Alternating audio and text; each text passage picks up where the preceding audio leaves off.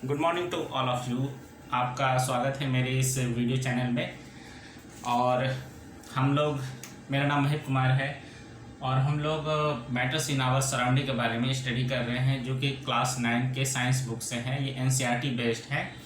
तो आइए इस वीडियो की शुरुआत करते हैं। पहले 2 वीडियो भी मैंने अपलोड किया है, जिसमें हम लोग मैटर्स के पार्टिकल के बारे में स्टडी किए, उनके फिजिकल नेचर के बारे में स्टडी किए, उनके कैरेक्टरिस्टिक को देखा, एक्सपेरिमेंट को देखा और कुछ क्वेश्चंस को देखा है पहले और दूसरे वीडियो में। तो आप लोग उन दोनों वीडियो को जरूर ध्यान से देखिएगा और साथ ही साथ नोट्स बनाते चलिए, क्योंकि साइंस का नोट्स बनाना बहुत ज़रूरी होता है। इस वीडियो की शुरुआत करते हैं हम लोग, ठीक है, फेजेज ऑफ मैटर से। फेजेज ऑफ मैटर, इसके बारे में भी हम लोग सेकेंड वीडियो में ऑब्जर्व कर चुके हैं कि there are the 5 phases of matter: solid, liquid, gas, plasma and Bose Einstein condensate. तो प्लाज्मा और बोस-आइंस्टीन कंडेंसेट के बारे में अलग से वीडियो हम बनाएंगे। इन पहले 3 फेजेस के बारे में हम लोग बुक के हिसाब से स्टडी कर लेते हैं, ठीक है, जैसे टेक्स्ट बुक में दिया गया है उसके हिसाब से स्टडी करेंगे। हालांकि जो भी शॉर्ट उसके डिस्क्रिप्शन थे वो दूसरे वीडियो में मैंने उसको बनाया है। तो पहले हम लोग सॉलिड को स्टडी कर लेते हैं। क्या देखिए, पहला है फेज सॉलिड।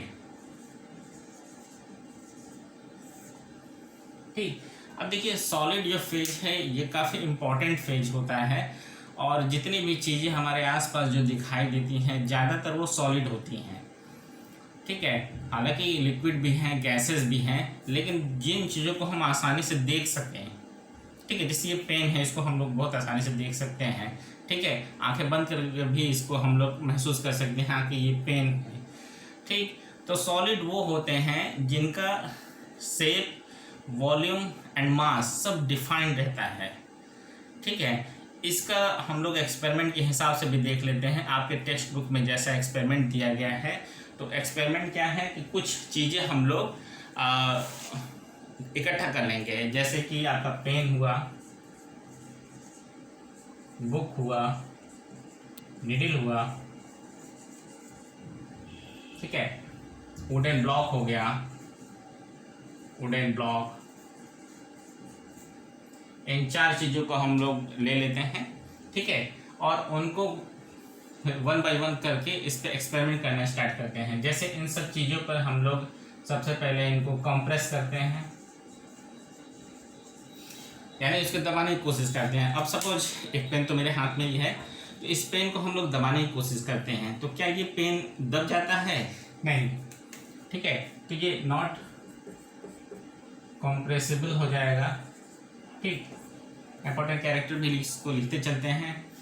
पहला तो हो गया कि इसको हम लोग कंप्रेस करने की कोशिश कर रहे हैं, कंप्रेस नहीं हो रहा है। दूसरा चीज़ें हम लोग एक पेन को या इन सब चीज़ों में बुक्स को या फिर नीडल को दूसरे के साथ फ्यूज करने की कोशिश करेंगे, इसको मिलाने की कोशिश करेंगे। देखिए आपके सामने भी हम मिला रहे हैं इसको, ये मिल नहीं रहा है। तो दूसरा भी इम्पोर्टेंट कैरेक्टरिस्टिक हो जाएगा नॉट डिफ्यूजिबल, यानी ये डिफ्यूज भी नहीं हो सकता है। तीसरे क्या चाहते हैं, इस पर हैमरिंग का देखेंगे, इस पर हम लोग हथौड़ी से इसको पीटने की कोशिश करेंगे या इसका शेप मोड़ने की कोशिश करेंगे, तो ये देखेंगे कि इनका जो शेप मुड़ता नहीं है जल्दी। जैसे यही पेन है, इसी को हम लोग कितना भी प्रेशर लगाएं ये जल्दी से मुड़ नहीं रहा है। हालांकि फोर्स अगर बहुत ज़्यादा लगाए तो ये टूट जाता है। टूटना भी सॉलिड का एक इम्पॉर्टेंट कैरेक्टर होता है। इस चीज़ को भी आप लोग नोट कर लीजिएगा कि जिसमें ब्रेकेबल कैपेसिटी रहती है, जो ब्रेक हो सके, वो सॉलिड होता है, ठीक। तो देखिए ये क्या रहेंगे, रिजिड। सॉलिड क्या हो जाएंगे, रिजिड। रिजिड वो मैटर्स होते हैं जो कि अपने चेंज को, अपने जो फॉर्मेशन है उसको चेंज नहीं होने देते हैं, उसका अपोज करते हैं, दे अपोज द डिफॉर्मेशन। तो such type of material is known as the rigid and this phenomena is known as the rigidity, ठीक है। तो ये कंप्रेसिबल में भी नहीं है, डिफ्यूजिबल भी नहीं है, रिजिड है, ठीक है। और क्या कैरेक्टर हो सकते हैं, इनका आउटलाइन हम बना लेते हैं, ठीक है। तो सबसे पहले हम लोग आउटलाइन बना लेते हैं। तो देखते हैं इनका आकार जो है वो शेप डिफाइंड होता है।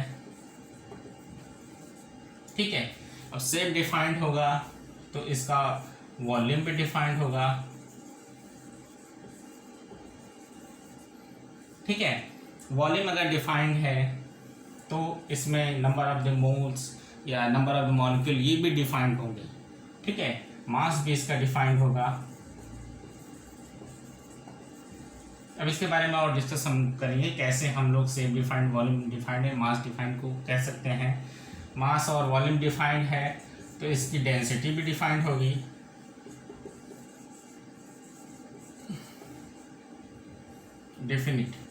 डिफाइंड या डेफिनिट। ठीक है, तो ये सब चीज़ें डिफाइंड होंगी, डेफिनिट होंगी। ठीक, अब इस सॉलिड से, इस एक्सपेरिमेंट से हमें ये सब पता चल जाएगा। नेक्स्ट एक्सपेरिमेंट में हम लोग देखते हैं या कुछ चीज़ें हैं उसके बारे में भी हम लोग डिस्कस कर लेते हैं। ये सब चीज़ें हैं। अब कुछ एक्सेप्शंस हैं, जैसे कि पहला एक्सेप्शन है रबर। ठीक है, पहला जो एक्सेप्शन है वो है रबर। ठीक है, अब रबर क्या है, आपके टेक्स्ट बुक में है भाई रबर क्या है। रबर को तो खींचा जा सकता है, उसको डिफॉर्म किया जा सकता है, तो क्या ये सॉलिड नहीं है? अभी हम लोग डिस्कस किए कि सॉलिड को डिफॉर्म नहीं किया जा सकता है, it is the rigid material. जो सॉलिड होते हैं जितने इनके अंदर रिजिडिटी का गुण पाया जाता है, रबर के अंदर तो ऐसा नहीं है, रिजिड तो होते नहीं, सॉफ्ट होते हैं। ये भी चीज़ें हम लोग देखें कि भाई सॉलिड को अगर हम लोग टच करते हैं तो हार्डनेस की फीलिंग होती है कि भाई काफ़ी हार्ड है। ठीक है, हार्ड होने के कारण ये सॉलिड हम लोग तो नहीं बता रहे कि भाई साहब सॉलिड है। तो रबर तो छूने में भी सॉफ्ट होता है, इसको खींचा भी जा सकता है, शेप भी हम लोग कुछ चेंज कर सकते हैं। ठीक है, लेकिन जो रबर होता है इसका एक गुण पाया जाता है कि इसको अगर हम लोग ज़्यादा फोर्स लगाएं, ठीक है, तो शेप तो चेंज हो जाएगा लेकिन फोर्स हटाने पर फिर वैसी स्थिति आ जाएगी। या दूसरी चीज़ें होती हैं, देखिए फोर्स लगाने पर बाय फोर्स, ठीक है, इट स्ट्रेचेबल। ठीक है,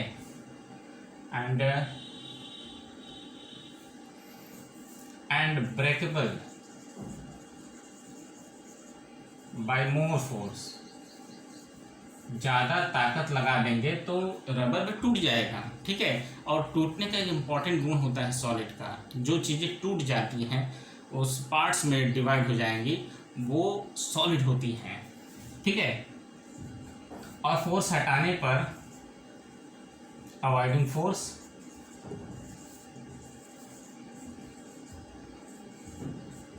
दे गेन देयर शेप।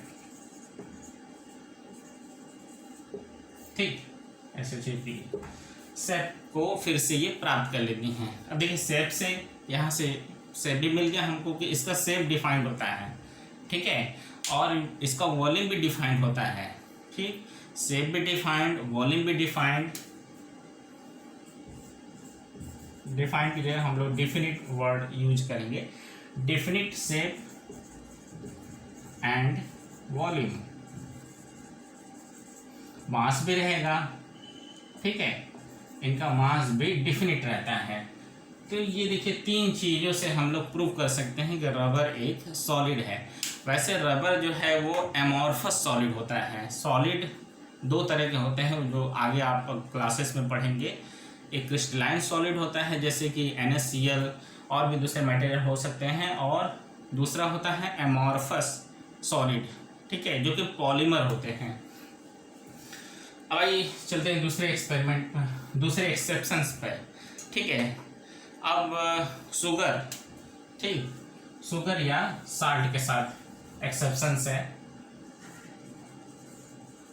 शुगर और साल्ट। ठीक, इनको क्या किया गया है कि इन्हें हम लोग ज़्यादातर सबके घरों में चीनी को हम लोग जार में भर देते हैं। ठीक है, और जार वगैरह में भरने के बाद, एक कंटेनर में भरने के बाद हम देखते हैं कि चीनी उसी का शेप ले लेता है। ठीक है, देखिए तो इनका शेप तो डिफाइन नहीं है, ठीक है। और सॉलिड में हमने पढ़ा है कि जो सॉलिड होते हैं उनकी डेंसिटी काफ़ी होती है ज़्यादा, इसलिए किसी बर्तन का शेप नहीं लेते हैं, ठीक है। इंटरमोलिकुलर जो स्पेसेस होते हैं इतने क्लोज रहते हैं कि ये कॉम्पैक्ट हो जाता है। अब सपोज यही पेन है, पेन को हम जार में रखेंगे तो फिर पूरे जार भर थोड़ा ना फैल जाएगा, ठीक है। ये तो अपना एक वॉल्यूम लिए हुए है, अपना एक स्पेस लिए हुए है, इसलिए सॉलिड है। लेकिन चीनी के केस में क्या होता है, चीनी जैसे डालते हैं वो पूरा बर्तन को घेर लेता है, तो क्या ये सॉलिड नहीं है, ठीक है। इसको देखिए प्रूव कैसे करते हैं। अब एक चीनी जो होता है, ठीक है, शुगर एंड जो साल्ट होता है वो एक अपने क्रिस्टल से पहचाना जाता है, 1 crystal of sugar and salt और साल्ट, ठीक है। जब इसकी बातें करेंगे तो हम लोग एक क्रिस्टल को लेकर चलेंगे, 1 crystal of the sugar and salt, ठीक है, have definite shape and volume as well as mass, ठीक है। तो एक शुगर के क्रिस्टल या फिर साल्ट के क्रिस्टल को हम लोग लेकर चलते हैं यहाँ पर और उसको अलग करते हैं, ठीक है। अलग करने के बाद हम उसके देखते हैं कि इसका अपना एक शेप होता है, वॉल्यूम होता है, मास होता है, ठीक है। और वो एक मॉलिक्यूल पूरे बर्तन में नहीं घूम सकता है, ठीक है। दे आर इमूवेबल, मूवेबल, ठीक है, नो मूवमेंट। अब देखिए ये भी इंपॉर्टेंट कैरेक्टर होता है सॉलिड का, देखिए हम आपको बताते जा रहे हैं, आप नोट करते जाइए कि पहली बात तो सॉलिड में टूटने की कैपेबिलिटी रहती है, दूसरा कि उसमें मूवमेंट न होने की कैपेसिटी रहती है, ठीक है। ये भी एक तरह की कैपेसिटी है कि भाई हम मूव नहीं कर सकते हैं। तो इनके शुगर क्रिस्टल या जो भी साल्ट क्रिस्टल हैं वो मूव नहीं कर सकते। एक अगर हम लोग चीनी का एक पार्टिकल रख दिया जाए तो पूरे जो है जार में नहीं घूम पाएगा, लेकिन यहाँ पे गैस का रख दिया जाए या फिर लिक्विड का रख दिया जाए तो वो फैलने लगेंगे, ठीक है। ये फैलते नहीं हैं, ठीक है। They do not spread, don't spread, ठीक, ये स्प्रेड नहीं होते हैं। तो इन सब चीज़ों से हम लोग प्रूफ कर सकते हैं कि शुगर या साल्ट एक सॉलिड है। नेक्स्ट है स्पॉन्ज, ठीक। स्पॉन्ज पे भी एक्सपेरिमेंट किया गया है, ठीक। स्पॉन्ज जो है उस पे क्या किया गया है कि इन्होंने बताया है, क्वेश्चंस में बताया है कि भाई स्पॉन्ज को हम लोग मोड़ सकते हैं, ठीक। तो क्या ये सॉलिड है या नहीं है, ठीक है। क्योंकि सॉलिड का एक गुण होता है रिजिडिटी, अभी हम लोग डिस्कस किए रिजिडिटी। रिजिडिटी के अंतर्गत क्या होता है, ये डिफॉर्मेशन को अपोज करता है, ठीक। अगर हम इसे मोड़ना चाहें तो आसानी से नहीं मोड़ेगा, बहुत ज़्यादा फोर्स लगाना पड़ेगा और ये भी हो सकता है ये टूट जाए, ठीक। लेकिन स्पंज को हम लोग मोड़ते हैं फिर छोड़ते हैं, फिर वैसी स्थिति आ जाती है जैसे कि रबर वाली, ठीक। तो इसको मोड़ कैसे सकते हैं सॉलिड होने के बावजूद, यहाँ पे ये क्वेश्चन है। तो स्पंज जो होते हैं 2 तरह के होते हैं, वो पता ही है, सिंथेटिक होता है, नेचुरल स्पॉन्ज होता है, पॉलीफेरा ग्रुप का मेंबर है स्पॉन्ज। तो उनमें जो उनकी बॉडी होती है सेलुलोज की बनी होती है या सिंथेटिक सेलुलोज की बनी होती है या पॉलीस्टीरीन की बनी होती है। जो सिंथेटिक स्पंज की बात करेंगे, जब स्पंज बनता है तो उनके बीच स्पेस आ जाते हैं, एयर स्पेस, या इनको हम लोग एयर पोर भी कहेंगे, ठीक है। इन्हें पोर्स आ जाते हैं, एयर पोर, जिसके कारण उसमें एयर भर जाता है और इसके कारण जो स्पॉन्ज में फ्लेक्सिबिलिटी आ जाती है। एयर पोर कॉज फ्लेक्सिबिलिटी,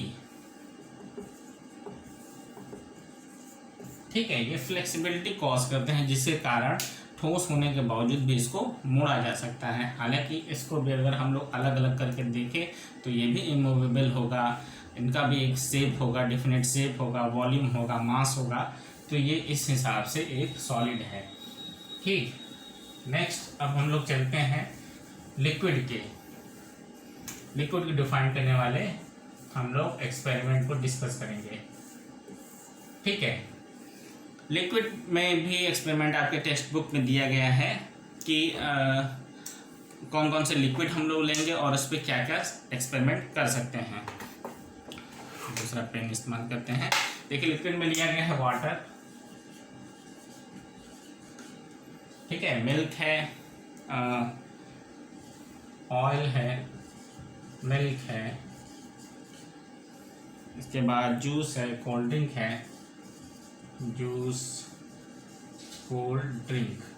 ठीक है, 1 2 3 4 5 तरह के लिक्विड को लिया गया है। और भी लिक्विड आप ले सकते हैं। इस तरह के एक्सपेरिमेंट आप खुद भी कर सकते हैं। लिक्विड लिया और उसको अलग अलग कंटेनर में हम लोग देखते हैं कि किस कंटेनर में रखा जा सकता है। तो किसी भी लिक्विड को अगर हम लोग कंटेनर में, किसी भी शेप के कंटेनर, चाहे इस तरह का कंटेनर हो, ठीक है, या फिर इस तरह से ग्लास हो, या फिर प्लेट हो, ठीक, अलग अलग शेप के कंटेनर में अगर हम लोग लिक्विड को रखेंगे, इस तरह के जो मटेरियल द्रव को रखेंगे, तो वो उसका शेप ले लेता है। ठीक है, तो पहला इसका कैरेक्टरिस्टिक हो जाएगा टेक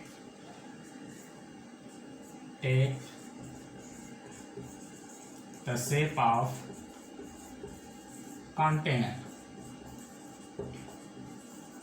ठीक है, जिस पात्र में रखा जाता है उसी का ये शेप ले लेता है। दूसरी चीजें क्या हैं, अब इसमें हम लोग ये देखते हैं कि क्या इसका वॉल्यूम भी फिक्स्ड है या नहीं। ठीक है, जो अमाउंट हम लेते हैं, सपोज इसका 100 ml लिए, ठीक, और ये 200 ml का फ्लास्क है, ठीक है, और 100 ml डालेंगे तो ये इसका आधा ही भरेगा। ठीक है, तो इससे ये पता चलता है कि इसकी वॉल्यूम डिफिनिट है। अगर वॉल्यूम भी इनडिफिनिट रहती तो ये पूरा का पूरा ये ऑक्यूपाई कर लेता है। ठीक है, जैसे कि आगे हम लोग गैसेस में देखेंगे, गैस पूरा का पूरा कंटेनर को ऑक्यूपाई कर लेता है due to high kinetic energy और ड्यू टू अनफिक्स्ड वॉल्यूम। तो इस केस में इसका वॉल्यूम क्या रहेगा, लिक्विड का volume is fixed. Volume fixed है तो मास भी इसका फिक्स्ड रहेगा, फिक्स्ड मास। ठीक है, अब रिजिडिटी इसको देखते हैं कि रिजिडिटी पाया जा रहा है या नहीं। रिजिडिटी भी नहीं इसमें पाया जाता है, ये रिजिड नहीं होते हैं, सॉफ्ट होते हैं। ठीक है, और दो जब हम लोग लिक्विड को एक दूसरे से मिलाते हैं तो वो आसानी से मिल जाते हैं। ठीक है, तो तीसरी चीज़ें क्या हो जाएंगी, डिफ्यूजिबल हो जाएंगी। ठीक, ये एक दूसरे में डिफ्यूज हो सकती हैं। ठीक है, they have the property of fluidity, ये बह भी सकती हैं। ठीक, तो लिक्विड क्या है, लिक्विड जिसका शेप जो है वो इनडिफिनिट रहता है। ठीक है, they take the shape of the container, container का शेप ले लेता है। ठीक, लेकिन वॉल्यूम इसका फिक्स रहता है, जितना रहेगा उतना ही शेप लेगा। ठीक है, यहाँ वाला एग्जांपल मैंने बताया, जैसे 100 ml है, 200 ml के फ्लास्क में भरेंगे तो वो 100 ml ही ऑक्यूपाई करेगा, ये नहीं कि पूरे 200 ml को ऑक्यूपाई कर लेगा। तो volume is fixed, mass is fixed. Mass क्या होता है, नंबर ऑफ मॉलिक्यूल, जितने नंबर ऑफ मॉलिक्यूल रहेंगे उतना ही उसका अमाउंट रहेगा, उतना ही उसका वॉल्यूम रहेगा। डिफ्यूजिबल होते हैं, एक दूसरे में मिल सकते हैं, और फ्लूइडिटी का गुण पाया जाता है, ये बह सकते हैं। बहते कैसे हैं, ठीक है, बहते कैसे हैं, ये ऊपर से नीचे, फ्रॉम अप टू डाउन। ठीक है, ऊपर से नीचे एक बहने का इसमें गुण पाया जाता है। गैसेस में बहने का गुण पाया जाता है, लेकिन उसमें वो चारों दिशाओं में बहते हैं। नेक्स्ट हम लोग देखते हैं गैस के बारे में, और उस पर जो एक्सपेरिमेंट कराया गया है उसके बारे में डिस्कस करते हैं। चलिए, गैस के लिए बहुत अच्छा एक्सपेरिमेंट आपके टेक्स्ट बुक में लिखा गया है। उसमें क्या करते हैं, 3 सिरिंज लेते हैं। ठीक, इस तरह से 3 सिरिंज लेंगे। ठीक, इसके नोजल पे हम लोग नोजल को ब्लॉक कर लेते हैं, ब्लॉक नोजल। ठीक, और इसके पिस्टन को निकाल लेते हैं। पिस्टन को निकालने के बाद इसमें पहला वाला जो है फर्स्ट, उसको खाली छोड़ देते हैं, इसमें खाली छोड़ेंगे, कोई चीज़ खाली तो होता नहीं है, हर एक जगह जो भी खाली है वो एयर से ऑक्यूपाई हो जाता है, ये आपको पता ही होगा। ठीक है, एयर इसमें भर जाता है अपने आप। ठीक, दूसरे वाले सिरिंज में हम लोग लिक्विड भर देते हैं, सपोज वाटर भर दिए, और तीसरे वाले सिरिंज में हम लोग चाक डस्ट भर देते हैं। ठीक, और इसके बाद हम लोग पिस्टन लगाते हैं, इसके ऊपर सिरिंज के ऊपर पिस्टन लगाते हैं। ठीक, यहाँ पे ये पिस्टन लगाया, यहाँ पे ये पिस्टन लगाया, यहाँ पे ये पिस्टन लगाया, इस तरह से पिस्टन लगा के उसको प्रेस करने की कोशिश करते हैं। नोजल देखिए ये क्लोज है, यानी जब अगर हम इसको ऊपर से दबाएंगे तो इधर से कुछ जाएगा नहीं, निकलेगा नहीं। ठीक है, इस कंडीशन में क्या होता है कि इसका पिस्टन ज़्यादा अंदर तक चला जाएगा। ठीक है, ये आपको एक्सपेरिमेंट करना है, और आप इस एक्सपेरिमेंट को देख रहे हैं तो ये भी आपको पता चल गया होगा कि किस सिरिंज में पिस्टन अंदर तक चला जाएगा। तो वो है आपका पहला वाला। ठीक है, पहले वाले में जो पिस्टन है वो नीचे तक चला जाता है, दूसरे वाले में वाटर जो है वाटर भरा होता है, जिसके कारण ये नीचे तक नहीं आता है, और तीसरे वाले में चॉक भरा है, तो इसके कारण पिस्टन नीचे नहीं आ पाता है। ठीक है, तो क्यों नहीं आ पाता है? अब देखिए, वाटर क्या है, एक लिक्विड है, अभी हम लोग डिस्कस किए लिक्विड के बारे में। चॉक क्या है, एक सॉलिड है, सॉलिड मटेरियल है जो टुकड़ों में बट जाता है, सॉलिड मटेरियल, और हार्डनेस उसमें होती है, सॉलिड मटेरियल। पहला वाला क्या है, पहला वाला गैस है। ठीक, तो हम लोग पिस्टन को अंदर अगर इसको धकेलते हैं तो गैस जो है वो दब जाता है। तो गैस क्या है, कंप्रेसिबल है। ठीक है, ये इसमें कंप्रेसिबिलिटी का गुण पाया जाता है, इसको कंप्रेस किया जा सकता है, दबाया जा सकता है, और इसका यही गुण जो होता है काफ़ी इम्पोर्टेंट होता है। जैसे कि CNG कंप्रेस्ड नेचुरल गैस होते हैं। ठीक है, कंप्रेस्ड नेचुरल गैस, और LPG जो कि गैस है, चूल्हा वाला गैस, लिक्विफाइड पेट्रोलियम गैस, इन सब गैसेस को कंप्रेस करके छोटी टंकियों में भरा जाता है। देखिए, इतनी बड़ी टंकी रहती है गैस की, LPG गैस सिलेंडर की, और इससे जो है छोटी टंकी भरी जाती है। ठीक है, छोटी टंकियों में इसको भर दिया जाता है बाय अप्लाइंग द प्रेशर। ठीक, प्रेशर लगा के इसको छोटी टंकियों में भर दिया जाता है, और उसके बाद उसको भेज दिया जाता है। ठीक है, इसका यूज़ किया जाता है रसोई घर में खाना बनाने के लिए।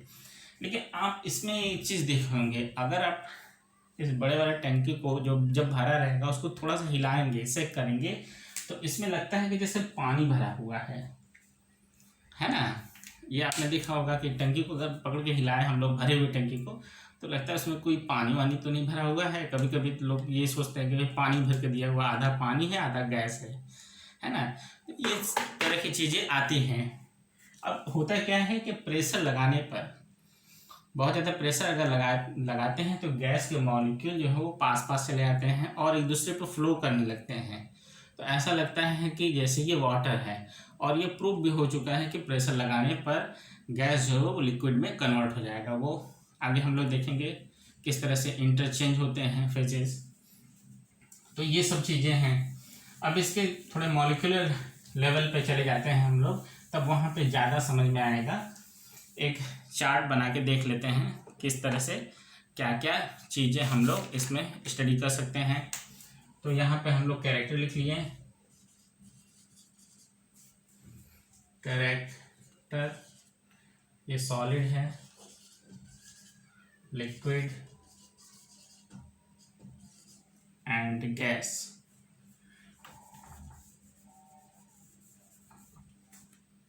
सॉलिड, लिक्विड एंड गैस, ये 3 कॉलम बना लिए। ठीक है, एक एक कैरेक्टर को हम लोग ध्यान में रख के चलते हैं। पहले इनका स्ट्रक्चर देख लेते हैं कैसा होता है। सॉलिड के जो मॉलिक्यूल होते हैं वो काफ़ी पास पास होते हैं। ठीक है, दूसरे वीडियो में बताया था, इसमें भी हम बता दे रहे हैं। सॉलिड के जो पार्टिकल होते हैं काफ़ी पास पास होते हैं। लिक्विड के थोड़े थोड़े दूर पर होते हैं, ठीक है, और गैसेस के और दूर पे होते हैं, ठीक। इनकी जो स्पेसेस है वो बढ़ती जाती है गैस की तरफ अगर हम लोग जाएं तो। अब देखिए स्पेसेस याद रखिएगा, आपको सारे के सारे कैरेक्टर बहुत अच्छे से डिफाइंड हो जाएंगे। पहला है शेप, फर्स्ट कैरेक्टर शेप, इनका आकार क्या है, ठीक है। शेप क्या चीज़ होता है, किसी भी चीज़ का जो शेप होता है उसका एक तो आउटर डायग्राम होता है, उसका स्टेटस होता है, शेप इज ए स्टेटस, ठीक है। जो भी उसके आउटर डायग्राम रहेंगे, जितना उसका परिमाप रहेगा उसी को हम लोग शेप कर देते हैं। जैसे कि गोला है, लंबा है, ठीक है, रेक्टेंगुलर है, ये सब शेप होते हैं, ठीक। तो सॉलिड के जो मॉलिक्यूल पास पास होते हैं, कॉम्पैक्ट स्ट्रक्चर होता है, तो इसका शेप कैसा होगा, डिफाइंड होगा या डेफिनिट होगा, ठीक। लिक्विड का जो शेप होगा, अभी हमने देखा एक्सपेरिमेंट में जिस बर्तन में रखे जा रहे हैं तो उसी का आकार ले रहे थे, तो शेप इसका इनडिफिनिट हो जाता है, इनडिफिनिट। और गैस का तो भाई उसका तो और भी ज़्यादा मॉलिक्यूल दूर रहते हैं, जिस कारण ये भी क्या हो जाएगा, इनडिफिनिट, ठीक है। तो शेप इसका डिफिनिट, इनडिफिनिट और इनडिफिनिट होता है, सॉलिड का डिफिनिट रहता है। शेप के बाद आता है वॉल्यूम, ठीक है। अब देखिए शेप और वॉल्यूम में क्या अंतर है। शेप किसी भी आउटर डायग्राम को हम लोग कह देते हैं कि शेप है, इसका आउटर स्ट्रक्चर क्या है या उसका स्टेटस क्या है, वो उसका शेप हो जाता है, ठीक है। वॉल्यूम क्या होता है, 3 डायमेंशनल स्पेस में, ठीक है, जितना वो जगह ऑक्युपाई कर लेता है। कोई भी मैटर अगर 3 डायमेंशनल स्पेस है, उसके लंबाई, चौड़ाई और ऊंचाई में जितना वो कवर कर रहा है एरिया, उसी को हम लोग वॉल्यूम कहते हैं। तो सॉलिड का वॉल्यूम भी डिफाइंड रहता है, ठीक है। डिफाइंड के लिए DE लिख देते हैं शॉर्टकट में। लिक्विड में क्या रहेगा, लिक्विड का वॉल्यूम, देखिए ये याद रखिएगा, लिक्विड का शेप तो इनडिफिनिट रहता है लेकिन वॉल्यूम उसका डिफिनिट रहता है। जितना मैटर रहेगा, अभी हम लोग, मैं बार बार उस चीज़ को कह रहा हूँ कि अगर 100 ml का लिक्विड है कोई और 200 का फ्लास्क उसमें हम डालें तो वो 100 ml ही ऑक्युपाई करेगा अपने वॉल्यूम के हिसाब से। तो ये इसका डिफिनिट रहता है, गैस का इनडिफिनिट रहता है, ठीक। क्योंकि गैस के मॉलिक्यूल खूब तेजी से गति करते हैं। गति क्यों करते हैं, क्योंकि उनके बीच स्पेस रहता है, ठीक है। ऐसे करके पूरा फैल जाएंगे तुरंत, जितना ज़्यादा स्पेस रहेगा उतना ज़्यादा ये स्पेस को ऑक्युपाई करेंगे, ठीक। तो इनडिफिनिट हो जाता है। से वॉल्यूम, मास, मास इसका डिफिनिट रहता है, इसका भी डिफिनिट रहेगा, और गैसेस के भी मास डिफिनिट रहते हैं, ठीक है। कोई भी गैस जैसे कार्बन डाइऑक्साइड है, जितनी मात्रा में हम उसको बाहर रिलीज करेंगे, या फिर कोई भी सेंटेड मटेरियल है, जितनी मात्रा में हम उसको बाहर रिलीज करेंगे उतना ही मात्रा में वो उड़ेगा। ऐसा नहीं कि हम 1 ml रिलीज किए इत्र की शीशी और 10 किलोमीटर तक वो फैल गया, ऐसा तो होता ही नहीं है। फैल तो जाएगा लेकिन उतना सुगंध भी नहीं देगा वो, ठीक है। तो मास इसके डिफिनिट रहते हैं, मास किसी भी मैटर का डिफिनिट रहता है, ये याद रखिएगा। वॉल्यूम डिफिनिट इंडिफिनिट हो जाएगा। अब देखते हैं डेंसिटी। डेंसिटी क्या होता है, m/v, ठीक है। मास पर यूनिट वॉल्यूम को ही हम लोग डेंसिटी कहते हैं। इसको रो से भी दिखाते हैं, इस तरह से रो बनाते हैं, या फिर D से भी डिफाइन करते हैं डेंसिटी को। डेंसिटी मतलब मास पर यूनिट वॉल्यूम, एक यूनिट वॉल्यूम में कितने मॉलिक्यूल्स आ जा रहे हैं, ठीक है। एक यूनिट वॉल्यूम में जितने मॉलिक्यूल आ जाते हैं वो इसकी डेंसिटी कहलाती है, घनत्व, ठीक। तो सॉलिड में मॉलिक्यूल इतने पास होते हैं कि अगर 1 यूनिट वॉल्यूम लेंगे तो उसमें ढेर सारा मॉलिक्यूल आ जाएगा, तो इसकी डेंसिटी सबसे ज़्यादा होगी, हाईएस्ट। और लिक्विड की डेंसिटी जो होगी सॉलिड से कम होगी, लेस देन सॉलिड, ठीक है। इसके मॉलिक्यूल दूर दूर होते थोड़ा। अब यहीं पे अगर हम एक ग्रिड बनाते इस तरह से, तो यहाँ पे 4 आ रहे हैं, और उतना बड़ा ग्रिड इधर रखे तो 2 आएंगे, उतना बड़ा ग्रिड यहाँ पे रखेंगे तो एक ही मॉलिक्यूल आएगा। तो इसकी गैस की डेंसिटी सबसे कम होती है, ठीक है, लेस देन ऑल। सभी से कम इसकी डेंसिटी होती है। ठीक, अब काइनेटिक एनर्जी ई के किसकी ज़्यादा होगी? काइनेटिक एनर्जी मीन्स के मूवमेंट किस में सबसे ज़्यादा मूव करेगा? तो गैस मूव करता है सबसे ज़्यादा, उसके बाद लिक्विड, उसके बाद क्या है, तो ये लेस रहता है, लेस देन ऑल, इसका मूवमेंट लेस देन गैस, और इसका सबसे हाईएस्ट रहेगा। ठीक है, मूवमेंट उसका सबसे ज़्यादा रहेगा, उसकी काइनेटिक एनर्जी सबसे ज़्यादा रहेगी। टेम्परेचर का इफेक्ट सबसे ज़्यादा किस पे पड़ेगा? टेम्परेचर। ठीक है, टेम्परेचर का इफेक्ट सबसे ज़्यादा गैस पे पड़ेगा। ठीक, क्योंकि इसके मॉलिक्यूल दूर रहते हैं, जब कोई अलग अलग रहता है तो उसको ज़्यादा एनर्जी मिल जाएगी। ठीक है, पास पास रहने पे एनर्जी का डिस्ट्रीब्यूशन हो जाता है, एक एनर्जी एक मॉलिक्यूल से दूसरे मॉलिक्यूल में एनर्जी ट्रांसफ़र हो जाएगा, इसलिए डिस्ट्रीब्यूट हो जाएगा। यहाँ पे अगर हम लोग एनर्जी दें तो एक मॉलिक्यूल को ज़्यादा मिल जाएगा, फिर वो टकरा के दूसरे को देगा, स्पीड भी बढ़ता जाएगा। तो टेम्परेचर का इफेक्ट भी सबसे ज़्यादा आपका गैस पे पड़ता है, हाईएस्ट इफेक्ट।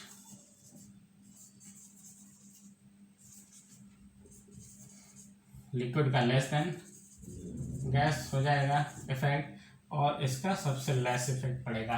इसी तरह से बहुत सारी चीज़ें हैं, जैसे साउंड।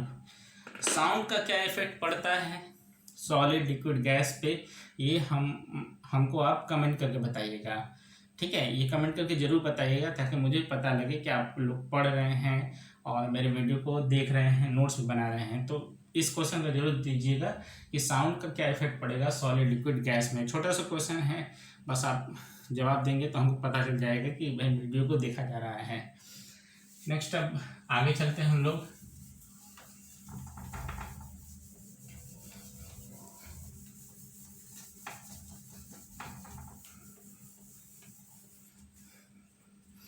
नेक्स्ट चीज़ें है, बुक से हम लोग देख रहे हैं कि क्या क्या है। ठीक है, आगे कैसे। नेक्स्ट अब हम लोग क्वेश्चन पे चलते हैं। ठीक है, एक क्वेश्चन आज हम लोग सॉल्व करते हैं, पहला question.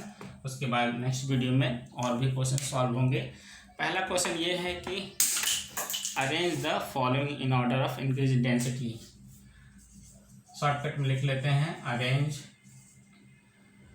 Arrange these according to density. Density equals to होता है m/v।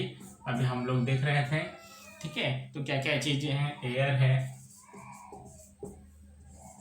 एग्जॉस्ट फ्रॉम चिमनी, ठीक, और चीज़ें हैं, हनी है, वाटर है, हनी, वाटर, और चीज़ें हैं chalk, cotton and iron. Chalk, cotton and iron. ठीक, तो ये क्वेश्चन है, इसको डेंसिटी के हिसाब से हमें अरेंज करना है। कैसे इसको सॉल्व करेंगे? डेंसिटी के हिसाब से इसको सॉल्व करना है कि इसको कैसे हम लोग डेंसिटी के अरेंज में इसको हम लोग अरेंज करेंगे। ठीक, तो सबसे पहले हम लोग इसको सॉलिड, लिक्विड, गैस में, ठीक है, तो इसको अलग अलग कर लेते हैं कि कौन सा मटेरियल सॉलिड है, कौन सा मटेरियल लिक्विड है, कौन सा मटेरियल गैस है, तो हमें सब चीज़ पता चल जाएगा। ठीक है, सॉलिड, सबसे पहले सॉलिड देख लेते हैं, एयर सॉलिड है नहीं, एग्जॉस्ट फ्रॉम द चिमनी ये भी सॉलिड नहीं है, हनी ये भी सॉलिड नहीं है, वाटर ये भी सॉलिड नहीं है, चाक, ठीक, चाक सॉलिड है, कॉटन सॉलिड है एंड आयरन सॉलिड है। ठीक है, लिक्विड में कौन कौन सा है, हनी है एंड वाटर है। ठीक है, गैस में क्या है, एयर है, एग्जॉस्ट फ्रॉम चिमनी, एयर है, एग्जॉस्ट फ्रॉम चिमनी, ठीक है, एग्जॉस्ट फ्रॉम चिमनी। ठीक, इसी हम इसको शॉर्टकट लिख दिए हैं जल्दी में, ये आप समझ जाए। देखिए साइंस में शॉर्टकट बहुत चलता है, ठीक, इतना लंबा लंबा कौन लिखेगा। ठीक, कॉन्सेप्ट बेस्ड होता है, ये सब चीज़ें आप बता भी सकते हैं, इसी that is the exhaust from the chimney. अब इसको सॉल्व करते हैं।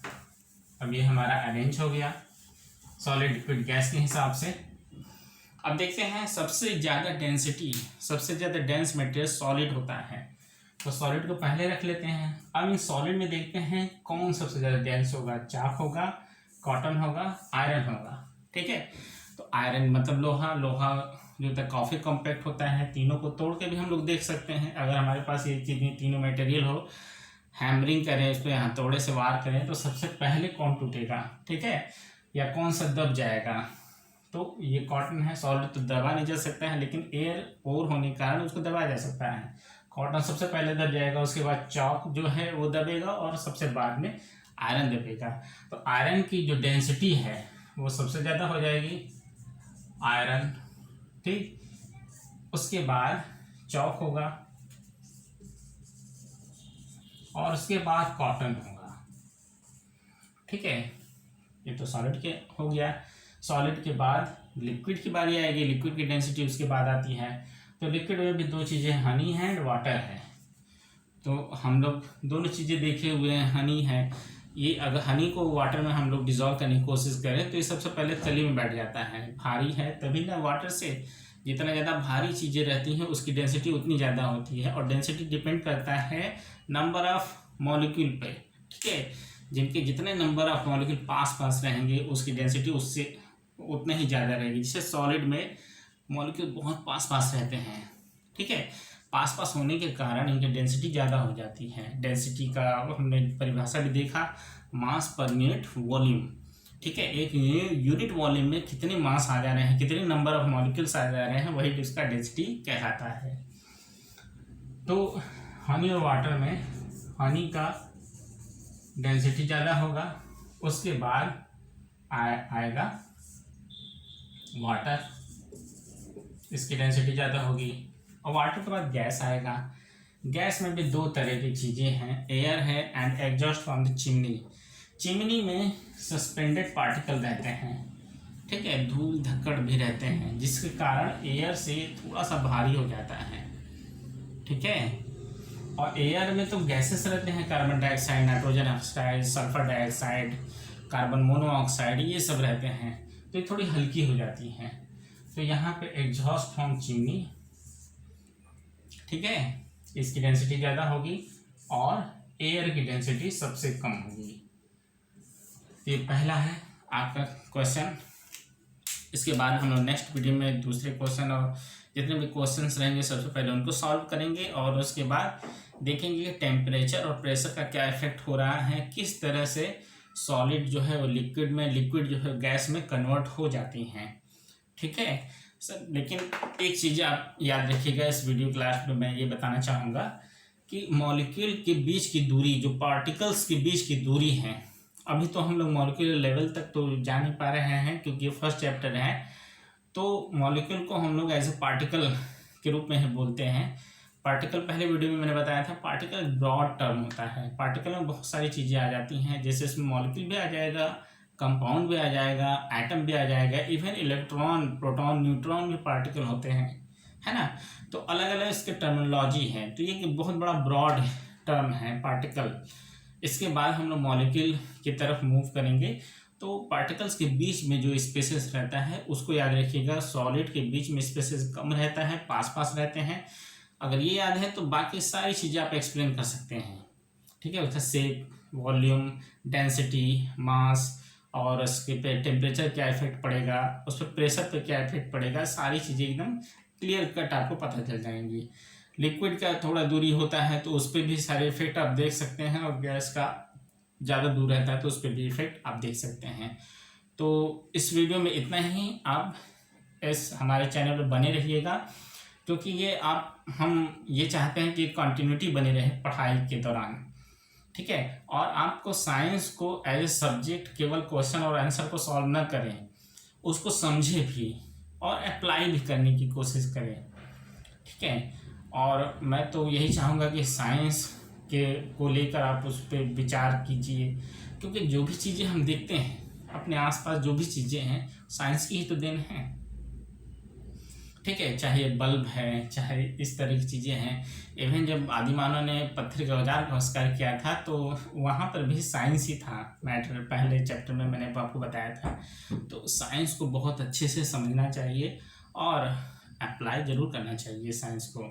ठीक है, इन्हीं सब शब्दों के साथ आज के वीडियो यहीं पे स्टॉप करते हैं। नेक्स्ट वीडियो में हम लोग फेज ट्रांसफ़र के बारे में स्टडी करेंगे और इसके क्वेश्चंस को पहले सॉल्व करेंगे। धन्यवाद, थैंक यू फॉर वॉचिंग।